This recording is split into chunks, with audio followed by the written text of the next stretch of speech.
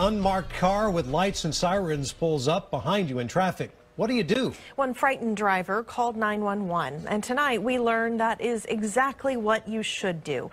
KXAN lead investigator Brian Collier has uncovered a traffic stop that raises questions about why and how the officer pulled the driver over.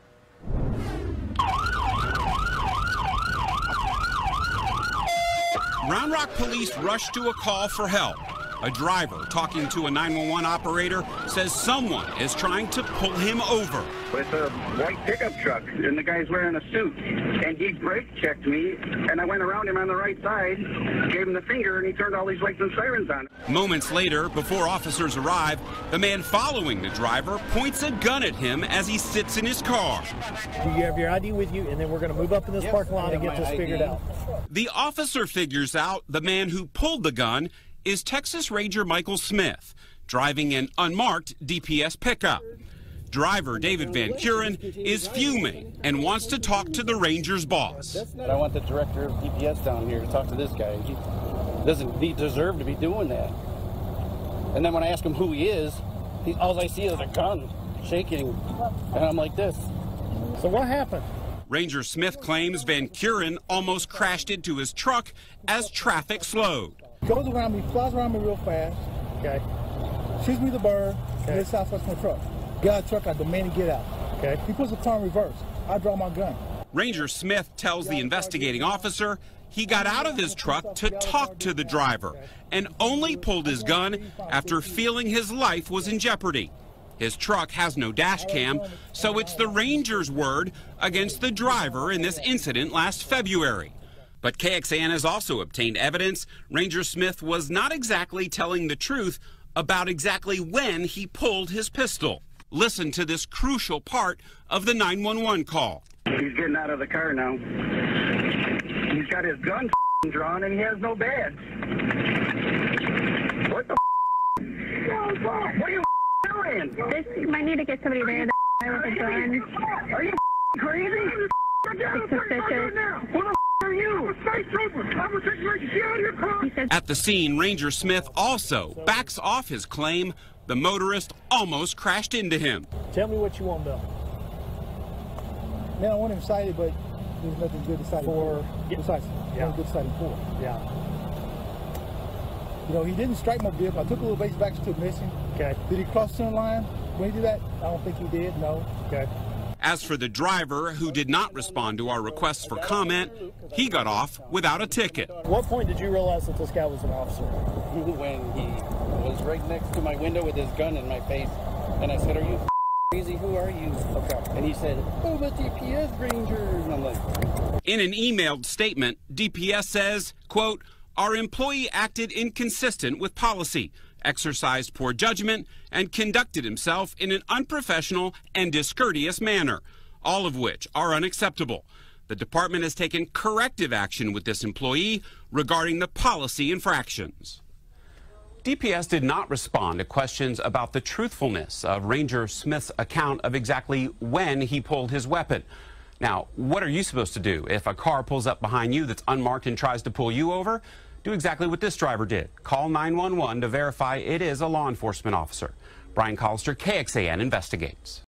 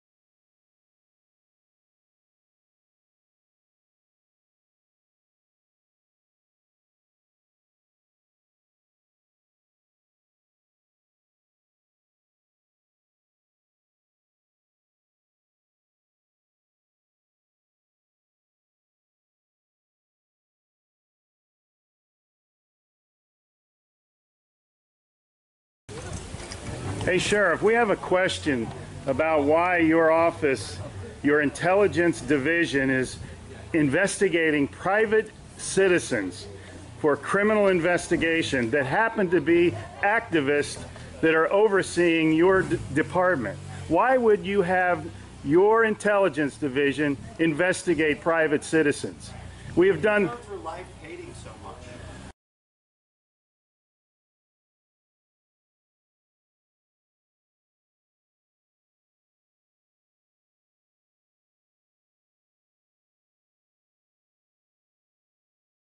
Sir, we don't hate anyone. We love freedom and we love American people.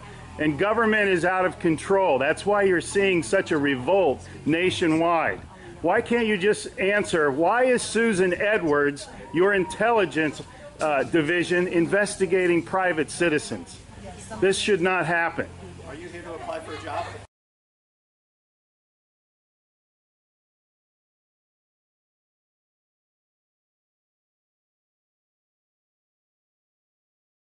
Possibly I might be applying for a job, but that's irrelevant to my question. Why would you ask that question? Well, enjoy the fair. Okay. Excuse me. Excuse you? Excuse me, sir. So those of you that haven't been on a bike before... Sheriff's getting a little too pushy. You work for us, Sheriff. Just keep that in mind. At one time we respected you, but not with that type of attitude.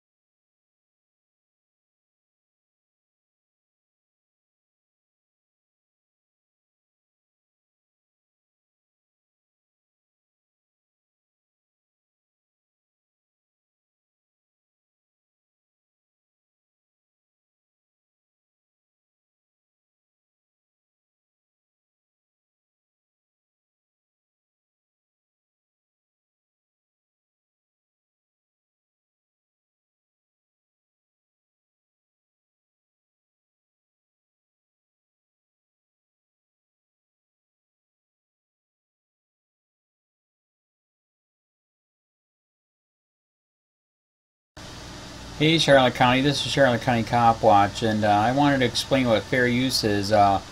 You can use pieces of news articles if you're doing it for news reporting, you have commentary, and you're doing it for education purposes. So that's what fair use is, as you can see right here. Another reason why I wanted to make this video is to let you know I just joined with Patreon. A nice thing with Patreon, I make no money on YouTube. They took the money away years ago, and so this is another way to give, and it's a nice thing too because you can give monthly. You can give $1, $5, $10, whatever. I do 4 to 5 hours a day on trying to wake the sheeple up on how corrupt it is and different ways that you can fight the corruption.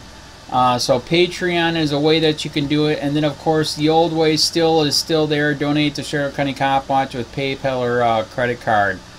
So keep that in mind. 4 to 5 hours a day. I make no money, but the corruption happened to me and I'm sick of it, so I'm trying to wake people up.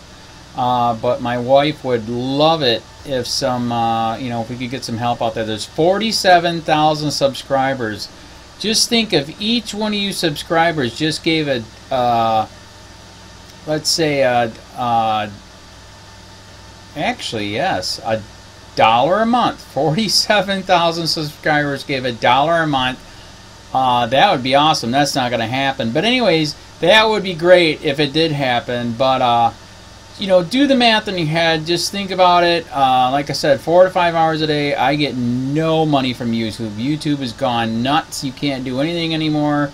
They're taking the money away everywhere. So these are a couple different ways that you can still help out with all this time that I put in. And as you know, I'm in a special situation where, you know, at least I can do it. You know, 4 to 5 hours a day. We have a cleaning company during the day. That's what allows me to do this, and we're debt-free. So this is my hobby. I don't go fishing and all that other crap. I try to save the world. So help me out to make the wife happy, man. In fact, if you guys did give $1 a day, and there was 47,000 of you, and you did it, and each of you gave $1, and that was every month, oh my God, yes, I could quit. I could start suing them. Another idea, too, that we have is, you know, if I got, you know, some funds, we could actually contact everyone that has been ticketed and or arrested and put in jail and start sending them postcards to let them know we're here, and to see if everything went all right, and if it didn't, find out their story. So we could even do more investigations and more lawsuits. Lawsuits take money. So just think about that. You know, 47,000 of you so far right now. You know, $1 a day. I mean, $1 a month on Patreon, or $5 a month Patreon, 10, 20, whatever. Just do the math in your head. Help out. This is a lot of work every single day. Thanks.